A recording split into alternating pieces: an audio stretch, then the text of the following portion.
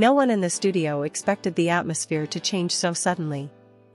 What began as a controlled, carefully moderated live television appearance turned into a moment that instantly sent shockwaves through the studio, and far beyond it.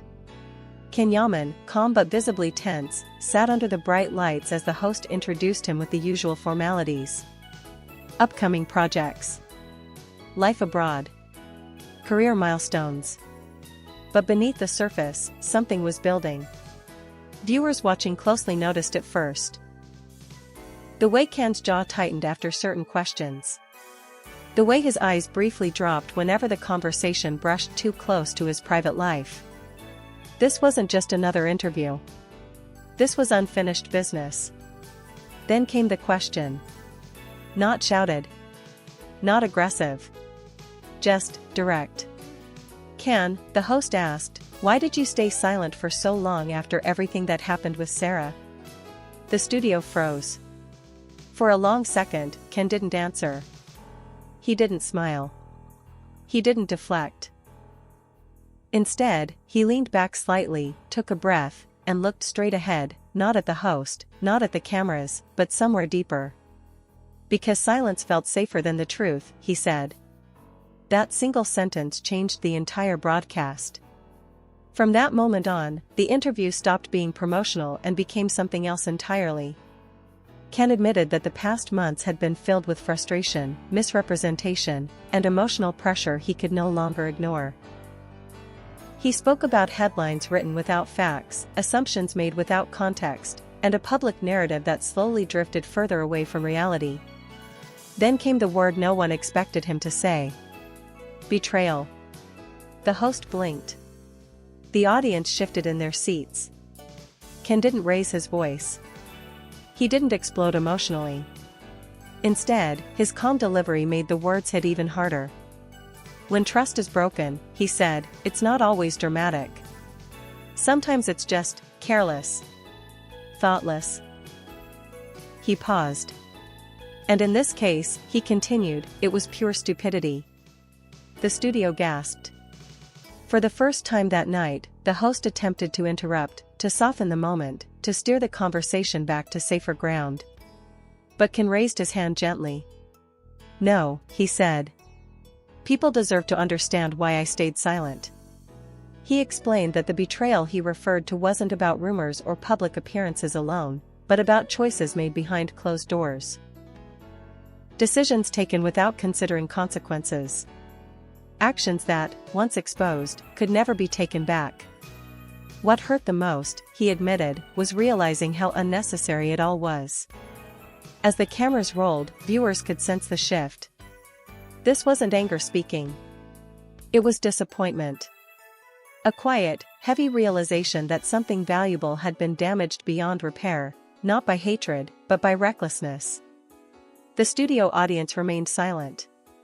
Even the production crew seemed unsure how to react. And as Ken continued, one thing became painfully clear, this was only the beginning. The silence he had carried for months had finally cracked, and what was coming next would not be easy for anyone to hear. Because the truth, once spoken out loud on live television, can no longer be controlled.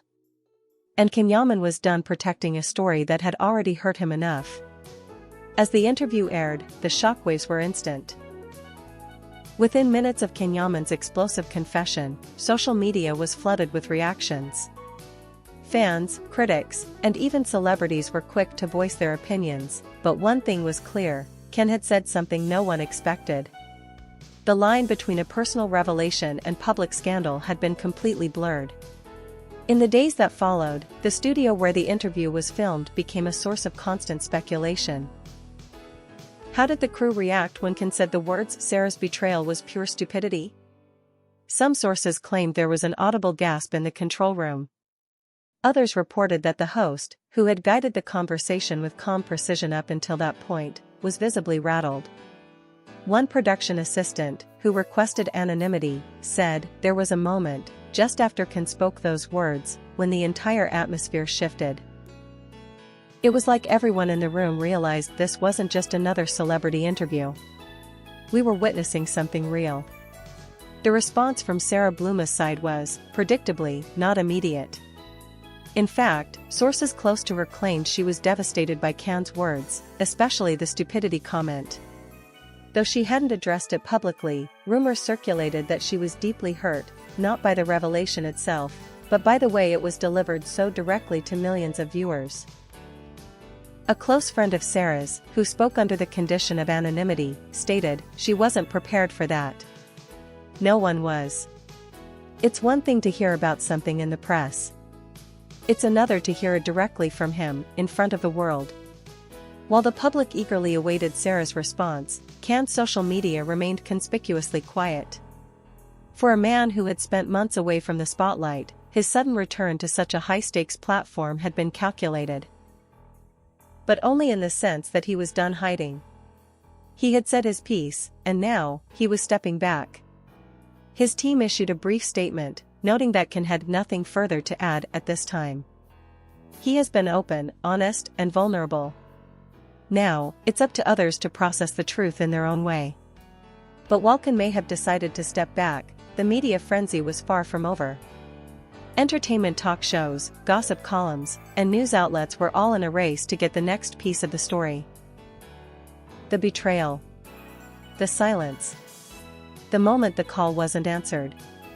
Every angle was examined, every detail dissected. But one thing became painfully clear: the narrative had already been rewritten. Can's confession had effectively shifted the power dynamic. What was once a story of two people, Sara and Can, now became one of a single voice. And that voice, despite its pain, was strong. The world had heard Yaman's side, and the fallout was only beginning. Sara, according to sources, had begun to consider a public statement of her own. Not to refute Can's words, but to explain her own truth. It wasn't about a direct response to the accusations, it was about the years they spent together, the complexities of their relationship, and how their bond had been overshadowed by misunderstandings. "She's not angry," another friend confided, "but she's hurt. She deserves to tell her side, too." But for now, the silence from Sara's camp was deafening. As fans and the media eagerly anticipated her response, one thing was certain: the public had not heard the last of this story. What had started as a betrayal story would likely evolve into something far deeper, one that could either heal or fracture forever. And whether Can's confession had brought clarity or just more questions, it had undoubtedly changed everything. The silence had lasted long enough. After days of speculation, headlines, and endless online commentary, Sara Blooma's response came in a manner few had expected, not through a statement, but through a single, powerful gesture. It wasn't a public interview. It wasn't an Instagram post. Instead, it came in the form of a handwritten letter, released through her PR team. The simplicity of it struck a chord with many who had expected something more theatrical. In a world dominated by PR stunts and viral statements, Sara's decision to address the situation quietly, yet directly, was a bold one. The letter was brief but pointed. In it, Sara acknowledged the pain she had caused and, in turn, the hurt that she had experienced. She didn't attack Can. She didn't try to shift the blame. Instead, she admitted, "I made mistakes. We both did." And the betrayal he speaks of was not about one event, but the many moments where we failed to communicate and understand each other. The letter continued with a deeply personal reflection: "I never intended to hurt him. What happened between us was something that built over time, a series of misunderstandings and the weight of emotions we couldn't handle properly." But what was said on that live TV interview wasn't just about a photo. It was about the loss of something precious, and how we both tried to protect ourselves from the pain. In these simple words, the story shifted again. Where Can had been blunt in his delivery, Sara's words were introspective and empathetic. While Can's confession had been a public airing of frustration, Sara's response was one of sorrow and regret. The betrayal, she clarified, wasn't about malicious intent. It was the result of both parties becoming overwhelmed by a love that had turned too complicated to navigate. For many, this was the moment the story had been waiting for. The answers had not been found in the headlines or the heated exchanges, but in the quiet understanding that both Can and Sara had been victims of their own circumstances, two people lost in a whirlwind of fame, expectations, and emotional baggage they couldn't escape. Still, the question remained. Was there any chance of reconciliation? Some sources close to the couple suggested that Sara had reached out to Kim privately, but the contact had been brief. There was no fight, no confrontation, one insider reported. It was a moment of closure, of trying to understand what went wrong. But both of them needed time apart. And while Sara's letter might have served as a step toward healing for many, the public wasn't ready to move on just yet. Media outlets continued to spin the story, diving into every possible angle. The end of their love story, asked one headline. Could they ever be friends again, questioned another. Despite the whirlwind of speculation, what remained clear was that Can and Sara were no longer the same people they once were. They had each changed in ways that would make it nearly impossible to return to what they had before. Yet, there was a sense of finality in Sara's words that resonated with many. We were good together. But sometimes, things end, not because you stop caring, but because you stop understanding. The story of Yaman and Sara Bluma, once a fairy tale in the public eye, had shifted from one of betrayal to one of mutual understanding. The betrayal wasn't about a single photo. It was about two people who had loved each other deeply but lost their way. And as for reconciliation? The door was open, but it wasn't going to be easy to walk through. After Sara's letter surfaced, many believed the storm would finally calm down. For a brief moment, it seemed possible. The tone online softened. Fans spoke about maturity, understanding, and closure. Some even praised both sides for handling a painful situation with honesty. But behind the scenes, the tension was far from over. Sources close to the television network revealed that the interview continued to create serious repercussions long after the cameras stopped rolling. Executives were reportedly divided. Some praised the broadcast for its raw authenticity, calling it one of the most real moments live TV has seen in years. Others, however, worried about the consequences of allowing such unfiltered emotions on air. And at the center of it all was Yaman. Contrary to what many expected, he didn't feel relief after speaking out. According to people close to him, the confession marked a turning point, not a release. He had crossed a line he could never uncross. Not because he lied, but because he finally said what he had spent months suppressing. He knew the moment he said those words, one insider shared, that there was no going back to silence. Privately, Kim began distancing himself even further from the media. Invitations were declined. Interviews postponed. Projects temporarily paused.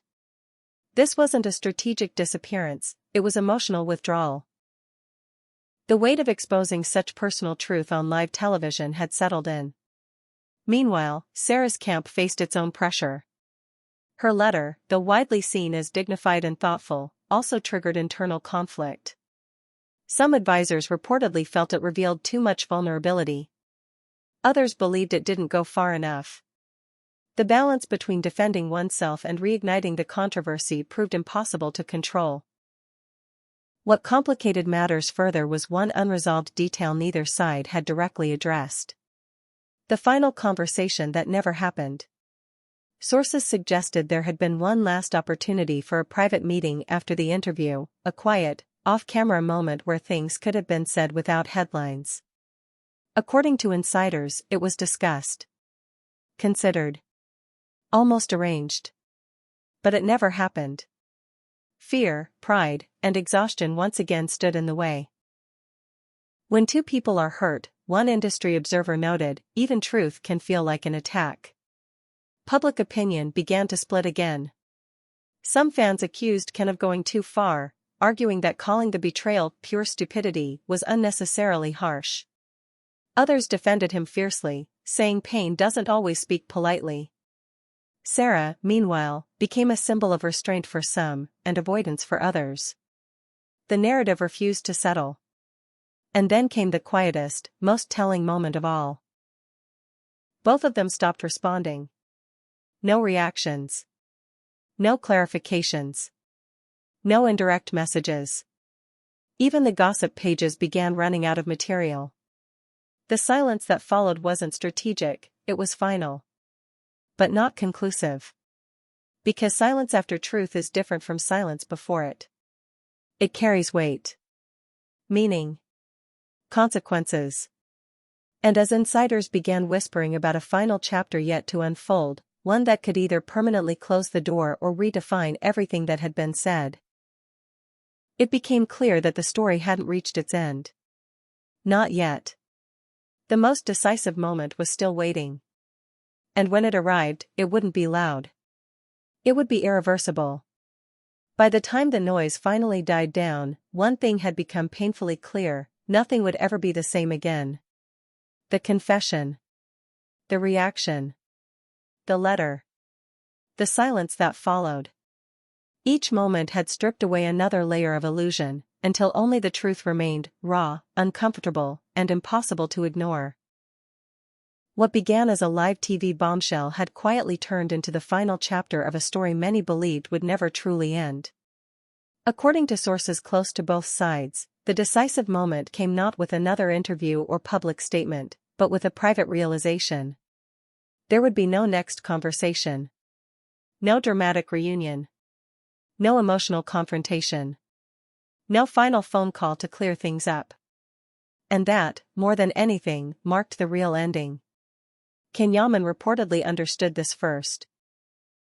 In private conversations, he admitted that speaking out had cost him something he hadn't anticipated, not public sympathy, but the last remaining illusion that things could somehow return to what they once were. When you tell the truth out loud, one close friend said, you also accept what you lose because of it. For Can, that loss was hope. Not hope for reconciliation, but hope that the story could fade quietly without consequences. The confession had closed doors that silence had kept half open for months. And once closed, they stayed that way. Sara, meanwhile, reached her own conclusion. Those close to her say the letter she released wasn't written for the public at all. It was written for herself. A way to reclaim her voice without turning pain into performance. After that, she chose distance, not as punishment, but as protection. She realized, one source explained, that continuing the story would only keep them trapped in it. And so, she stopped. No more explanations. No more justifications. No more reacting. The media eventually followed. Headlines shifted. New scandals took over. New couples replaced old ones in the spotlight. But something about this story lingered longer than most, because it wasn't built on lies or spectacle, but on very human mistakes. What fans were left with wasn't a villain or a hero, but two people who loved each other deeply and failed at the hardest part of love, communication. The unanswered call. The misunderstood photo. The words spoken too late. None of them were acts of cruelty. They were acts of confusion. In the end, the betrayal wasn't a single moment, it was the accumulation of silence, pride, and fear on both sides. And once named, once exposed under studio lights and millions of eyes, it could no longer be undone. An industry insider summed it up best. This wasn't a breakup story. It was a story about timing, and how being too late can change everything. Yaman's explosive confession didn't reunite two people. It didn't fix the past. It didn't bring comfort to everyone watching. But it did one thing with brutal honesty. It ended the pretending. And sometimes, that's the most painful and most necessary ending of all.